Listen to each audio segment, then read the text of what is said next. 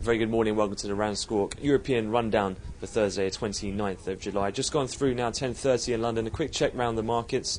Things have been relatively quiet in terms of volumes, pretty low in particular for Bund futures, but not too unexpected given the time of year as we head in toward the holiday August month. In terms of the economic data that we've seen, various of the confidence figures out of the Eurozone or the latest jobless data out of Germany, all pretty much in line with expectations and having a very muted reaction in the markets in both fixed income and equities. In FX, though, have seen a bit of a breakout on the upside in Eurodollar, having taken out the 130.50 option barrier earlier on this morning and triggering stops there to trade higher.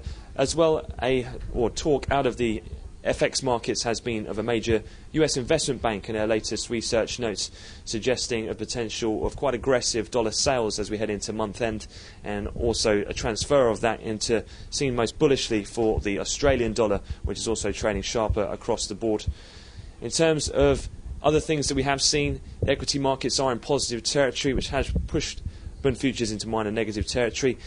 Corporate earnings have really taken centre stage. A couple, AstraZeneca, Bayer in Germany, both trading sharply high after good numbers.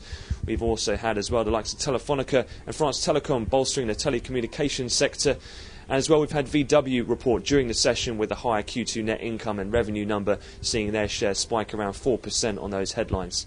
So a couple of corporate earnings taking focus there, with also earnings to come from the US session as well today. Also, there were some comments which may get more attention in the US morning. Coming out of Moody's, I've got the report here, it has just come out in the last hour. They said the US government needs to articulate clearly a credible plan to tackle its bulging debt profile in order to keep its AAA rating. So it looks like some of the attention there may be removed from the Eurozone. Now there seems to be a bit of stabilisation there and focus back to the debt levels in the US. Moody's analyst, though, did go on to say that the US is expected to take the required steps in terms of his points of view. Taking a look in terms of the things to come then throughout the rest of the calendar, we'll have the weekly jobless numbers, they'll be at 1:30 London time, and we'll also have the final debt auction, 29 billion in a 7-year note later on this evening. That concludes the European wrap-up. We'll have another update to the European cash close, and I wish you all a great trading day.